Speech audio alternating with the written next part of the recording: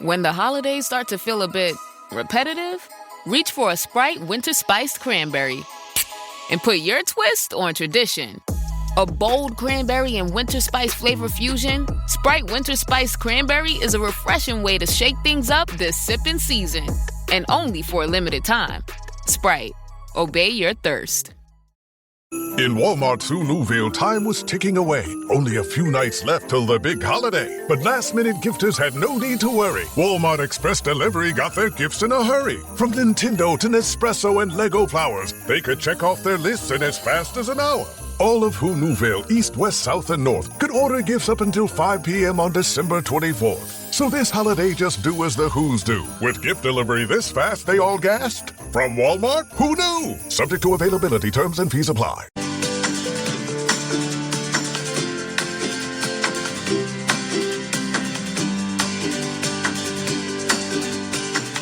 Hi, I'm Daniel Lucas, and welcome to Abstract Essay, where ideas take shape, thoughts find depth, and every conversation explores the art of thinking beyond the obvious. And today I have my special guest. He's the founder and CEO of Fountain City Incorporation, none other than Mr. Sebastian Chedal. Hi, thank you. Welcome, Mr. Sebastian on Abstract Essay. And can you please introduce more about yourself that I miss? Yeah, so I am the owner, CEO of Fountain City. We do AI implementation solutions for mid-sized to large companies. And I'm also the co-founder in a new business that just launched about a month or so ago called testfox.ai, and that's for testing AI systems. So we're doing a lot in AI these days, both implementation and the testing of those systems. Mr. Sebastian Chedal, thank you so much for sharing your knowledge and wisdom to the world. And today, let's talk about the AI implementation gap, why most business stall after experimentation, and how to move past it. So tell us, let's start with the implementation gap itself. How do you define it, and what is the most common symptoms a company exhibits when they are stuck in it? Definitely. Yes, so right now we're in this hype cycle. So there's a lot of innovation in AI, and there's a lot of tools and companies that promote how magical and transformative AI is for business. It's also moving very fast, so people are still needing to learn exactly how do you apply these benefits to your business. And there are many different reasons why this implementation gap is happening. One of them is that people might be very tool focused, and they're looking for different AI tools, and they implement them and they don't quite work the way that they think. So that can lead to a gap where it's not meeting your expectations. And then, you might have an initiative, and then that initiative is not working or failing because of that. The thing that we do, or we focus on a lot, is building out systems for the business itself, leveraging processes and data. And when a company doesn't have so if a company is trying to implement AI and they don't have a very clearly defined process that the AI is following, that could be, maybe processes right now are tribal, meaning they're all in people's heads. Or maybe they were never clearly defined to begin with because it's more just experience that people were having working together. So if you're trying to put an AI system into that and you don't work on the foundations first, so clear process, and then also that you have really good data that you're using to combine with that process. And process can be like a workflow, or it could be business logic, like when you make certain decisions. So that's all the cases that we've seen, and that the industry that we're seeing in our research also shows, is that if you don't have that clear process and you're trying to build out these initiatives, and also a clear ROI that you're trying to target, it's way harder. You're a lot more likely to fail on the implementation. So those are some of the core reasons that I'm seeing. Why is it easy for companies to run a successful AI pilot project, but it's difficult to transition the pilot into a scalable operational system? Yeah, so if by, pilot could be, it depends what the kind of pilot is, but, there's a lot of people are used to using now AI in a conversational mode and, maybe even creating some custom GPTs or things like that. But in order to actually scale that out, you need to think about it does go back to that process need that I was just talking about. So, because if you're going to be replicating and scaling the process across different people in your organization, you need to think about that. You need to think about also governance. You need to think about maintenance. Also, how is the system going to learn and evolve over time? So, has that been considered? And then another reason actually is also testing. We see, oh my God, I've seen so many systems now where AI is implemented. Maybe it's a chat bot, for example. It doesn't have to be, it's just one example, but it could be a chat system. And then there wasn't any rigorous testing done on that system. And then invariably the AI system will say something that's a liability risk, or it has bias that you don't want, or it's not helpful. And then people will just, throw the baby out with the bathwater and be like, oh my God, AI is not ready, and then abandon the project. But really what happened was the testing wasn't done on that system. Essentially, another way to think that I think of it is that, with innovation, usually you get three things. You get better, faster, cheaper when all three are lined up. But with AI, you really need to put in the effort to make it better. The better doesn't come just out of the box. The faster and the cheaper is the easy part with AI. But to get the better, you have the fundamentals. You have to have good testing that I just mentioned, but also those processes and the data, methodology, so that part is the part that takes the effort, that is often missed, skipped, or overlooked, or where people just don't have the experience yet with that to really know how to implement it well, how to be successful there. Mr. Sebastian, is the AI implementation gap primarily a technological challenge, a cultural one, or leadership problem? What's the biggest contributing factors? I mean, there is some cultural and leadership aspect. Technology maybe a little bit too, because companies right now are very hype driven. They if a tool is out there, they want to. Everyone is incentivized who has these businesses to make that hype because they want to make sure that people adopt their product and their investors keep investing. But I think beyond that, it's more of a it's kind of like we're in that early stage of internet again, where everyone's trying to figure out how to even make a website, or do you need a website, or what it's going to take to make one. And so there's more of a knowledge. I would say the knowledge gap is probably more serious than the others, meaning that people are still learning what it really takes in order to have a project be successful, and what an AI project, implementation project, or AI transformation, digital transformation really means. And it's that level of education that's needed in order to shift things over to be successful. That's kind of the biggest gap. The biggest gap for sure. So, on the root causes and sticking points beyond the hype, what are the concrete internal barriers like data silos, legacy systems, or skill gaps that most commonly cause these initiatives to stall?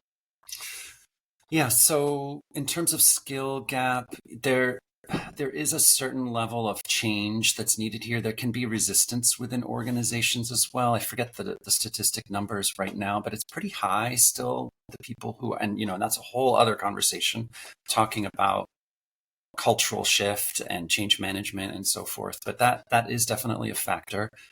I would say the most common problem area that we see, or opportunity area, because I like to look as problems as opportunities, is that especially with the clients that we serve a lot of clients in industry, manufacturing. It's our predominant client base right now. And especially in that sector, there is a lot of processes that are missing. And what I mean by missing is that they're not fully formalized. There's a lot of companies that do business with handshakes, and Bob and Jane know how to handle their sales calls, and they do, they have their own system, but it's kind of in their head, right? It's not well processed, documented. And so when you're coming in and you want to create an AI automation or an AI solution or have AI agents, those systems need to know how certain functions or operations work. The other area that it needs to, so the other thing with data is that it takes a different mindset with data approach as well. The one very successful approach is to really shift your thinking within the company about how you handle data, meaning the transition or the drive here, the more like the where AI is kind of encouraging us to go, this future technology, is with this concept of data capture. And it's really, if you can start in your company, start to capture data everywhere you can, it's amazing how many new services can be then generated from that data capture. So if you start recording all of your meetings, or if you are a leader and you start capturing down all your thoughts, all your challenges, just really start documenting all of that, you can then start using that data with AI systems in ways. But there's other challenges with data too. Sometimes organizations have a lot of data and it needs to be properly organized and grouped, data engineering. And sometimes data needs to be synthesized or scraped or collected. Like we've done projects where we're looking at email systems and then collecting email over a person's last 20, 25 years in order to create a legacy knowledge base of that person and what they know, because there's also a lot of people retiring right now, and knowledge capture is a thing. So if that's the kind of AI project you want to be doing, then you need to think a lot about the data as well. So processes and data, it keeps coming back to those two things. But yes, cultural resistance can be a thing. I think the most successful organizations I've seen are where it comes from top and bottom, meaning the people who are in the field doing the work, they're interested in these systems because it's going to help them to do less of the things they don't want to be doing and more of the things they want to be doing. So AI can help increase that gap, but like that breadth of their focus. And then for management and leadership, it's often a drive towards like increasing their top of the line and decreasing bottom of the line costs. So getting the focus of what we want to be doing for AI from those two perspectives is good. And then when I see companies some companies I've seen, it's more of like a check the box approach. It's like, oh, we've been told from our investors or upper management or, our holding company that we need AI. And so they just want to put AI in their business in order to show that they're doing something in AI. Those projects are also, they're not as likely to be successful if that's the incentive, because when things are driven by real need, either problems or opportunities, that's when we see the best results as well. So having an authentic desire or commitment to being AI first or AI forward in the business is really essential to have the biggest impact. Mr. Sebastian, how does a lack of clear ROI measurement in the experimentation phase doom AI projects before they even have a chance to scale? Mm-hmm. Yeah, so that is also really a good one. So I think it does tie in well to what I was just talking about with having a clear reason or purpose behind the project. If you have a very clear goal, like here's a task that's taking somebody, or, it's taking our team, every person in our team spending 5 hours a week doing this thing that is repetitive and could be automated now with an AI system that, before AI wasn't possible. I can give examples of those, but if that's if that's what the goal is, you're trying to save, let's say 5 people 5 hours a week, you can quantify that into a number of hours or dollars saved per month. And then when you design the project, and you're running the project, this AI initiative, you really know what your target is, you know what you're trying to optimize for, and you have a very clear indication of success when you're able to achieve that. And, you can go back and measure, 3 months in or 2 months in and make sure, learn what's going right, what's wrong, and then optimize. And then you can also have a very clear ROI timeframe. Like if, maybe in that case, it's like a 3-month or, between 3 to 9 months ROI, let's say. That's pretty typical for something like that. And so 6 months on average. And so you should be able to see that ROI come in. And then once you've hit that ROI after that, you're just saving time indefinitely after that, or saving money after that. So because you have that concrete focus, it keeps the implementation focused, it keeps the solution focused. If you don't have that focus, then you're more likely to just try and have a system in there that is more experimental. And there's nothing wrong with experimenting. I actually think it's good to be experimenting. It's good to try different tools. It's good to try different things out. But there's a difference between an experimentation phase with AI and an actual implementation project where you're trying to get clear ROI and a return from it. And that focus is really important. Mr. Sebastian, as a founder and CEO of Fountain City, what are your short-term and long-term goals? Short-term goals right now. It's interesting. We have record high number of proposals being written, so that's been awesome. But what I'm seeing the most right now is that clients, the people we talk to, I do a lot of, speaking events and so forth. There's a lot of education that's still really needed right now. So I love it when I have the opportunity to share knowledge or, to help people with insights. I have some background in teaching in the past. And so I'm really enjoying this part of the phase. So I've been doing as much as I can to try and help people along. So so right now it's just kind of like an educational phase that I'm very focused on as we, grow to help serve customers. And then long-term goal, I'm very excited to just see where things are going right now. I think a lot about the future. I think a lot about creating long-term sustainable solutions and systems. And I'm here to try and be as much of service as I can to the world and to our clients. So I'm just here to see where things can grow in the future and how far they can go. Good luck to your goals, Mr. Sebastian, and looking forward for more success. And what will be your piece of advice for those people out there who want to be a founder as well as CEO like you? Well, it's an interesting question. I think really focusing, one important thing is to really focus on the people on the team first, and then second on the product or the concept idea. Not that that's not important, but I think people are the number one most important thing in an organization. I like to approach problems backwards. So one example of that for this would be, one thing I've done is studied, if I was an angel investor, what company or business would I invest in?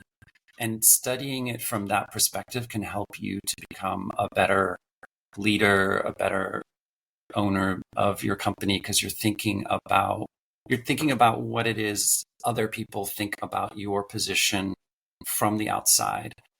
So I would say that's also really important. And then otherwise, I would say, pick a company or direction that you're really excited about, enthusiastic about, and have passion, because that's what's going to take you through the difficult times that you have in business. Because, business is a lot of ups and downs. It's not just ups forever. It's also very challenging. So you need that passion to kind of come to that. Passion will bring the authenticity, and then that will carry you through everything. Thank you for that advice, Mr. Sebastian. And what will be your recommended book or books that influence your journey? Books. Let's see. I do like I think it's called The Lean Startup. That one is pretty good for starting out concepts. It talks about short cycles of innovation in order to get that feedback to develop your product or idea.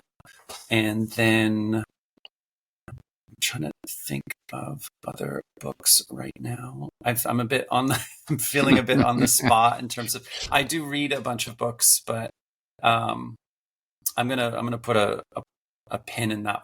The Effective Executive from Peter Drucker. It's a pretty old one, but that one's really great too, about leadership.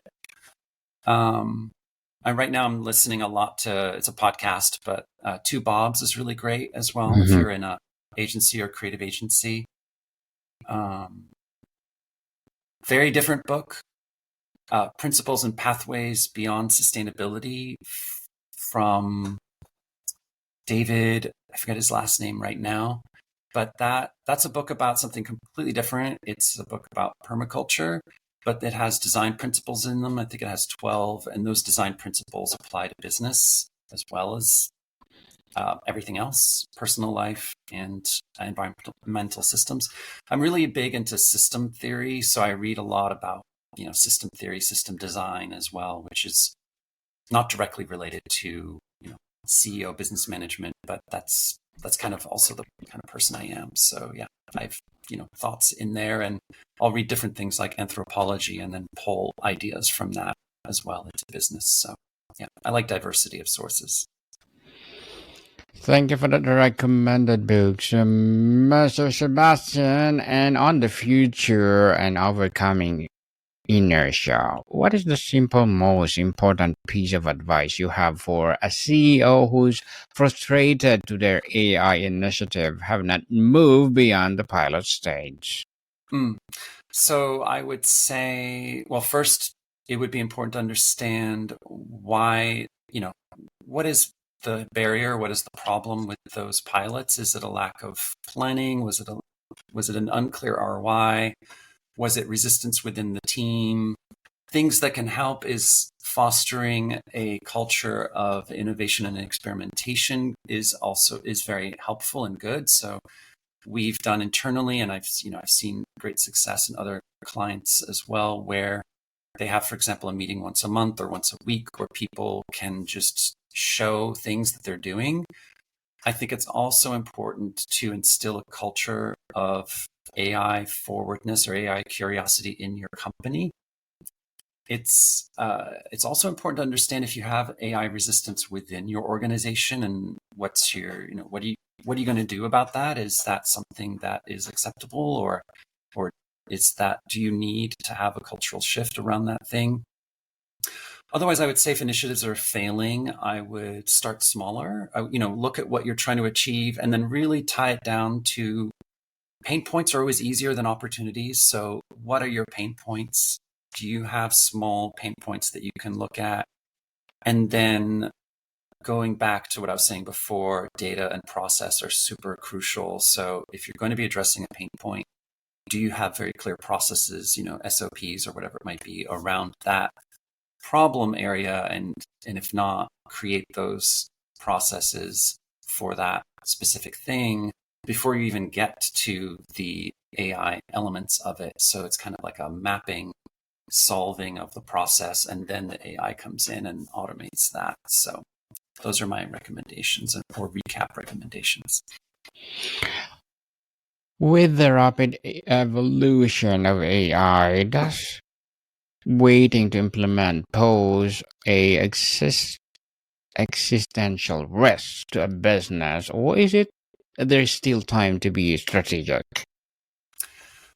There's still time to be strategic, I think, for sure. I think it depends on a few things, though. It depends on your industry and the climate of innovation between you and your competitors as well. So what I mean by that is, well, an analogy would be, for example, with websites. At first, when the internet was just becoming a thing in the late 90s, it wasn't super urgent that all businesses have websites right away. But then at a certain point it was, because if you just didn't have a website, your business was just not taken seriously anymore, or you were just losing direct business that you would be getting if you had a website. It's a little different with AI, because with AI, we're talking about productivity gains per person, or the ability to increase the amount of revenue you can have or time you can have available per person in your business. Right now, there's a big focus on time. I would say time savings is generally, or money savings is kind of a more obvious direct benefit from the AI implementations today. And so if you are, let's say, holding back, and another company is moving forward heavily with doing, time saving or cost reduction, and then you're directly competing with them. And in some fields, by the way, this is already happening. So in some fields, like, there isn't actually time to adapt and adopt these things. So it depends on your field. So understanding industry is very important. But if another competitor is moving ahead fast, they're going to be able to outcompete you in terms of productivity per person or per project, or undercut your prices. And so there is this inevitable drive or push that is going to make AI unavoidable in all businesses that are going to want to compete. There are fields that are going to be more protected, of course, like if you're working in a very predominant person-to-person type application, if you're a doctor, or if you're a psychiatrist, anything that's working with people are more insulated, but there's still going to be areas related to your service that are going to be affected or impacted by AI. Could be administrative filing of paperwork, or it could be OCR scanning and matching of documents between each other, and then using AI to do some kind of an assessment on a large set of data, or helping people in certain practices to get answers that are more accurate more quickly, and so forth. So I think that's kind of the pressure. And then later, so right now we're in that optimization phase where a lot of AI projects are kind of in that. And then later, I believe, if prediction now on my side, but I pretty confident with my prediction. But right now we're in that optimization phase, and then later we're going to get into the acceleration or augmentation phase, where it's not just about cost saving. And right now there's all these companies left and right that are trying to do the same work but with less people, right? They're trying to optimize. But I think later you're going to see the opposite, which is scaling back up to have more people, but just having a lot more output per person, as we kind of really hyperscale the amount of productivity that we've ever been doing before as a society. So that's kind of the arc that I see coming. Well, Mr. Sebastian, thank you so much for sharing your knowledge and wisdom to the world as a founder and CEO of Fountain CD. Can you please invite our listeners to support your advocacy, your business, or whatever projects that you're doing right now? Thank you so much. Yeah, so if you're a business who's mid-sized or bigger and you're interested in our services, you can go to fountaincity.tech, which is the website that's being shared right now. If you have a AI system that you want to have tested, you can go to testfox.ai, and that testing is for any sized business. That's not just for mid-plus. Otherwise, you can follow me on LinkedIn, and I do have a YouTube channel that I just started as well, if you're interested in free-form content there. Yes, people, let's support Mr. Sebastian Chedal, because if you support him, for sure, more and more empowering AI business to come. So, Mr. Sebastian, thank you so much for your time. Thank you, Daniel. It was a pleasure being on your show. Thank you, everyone. More to come, people. See you soon.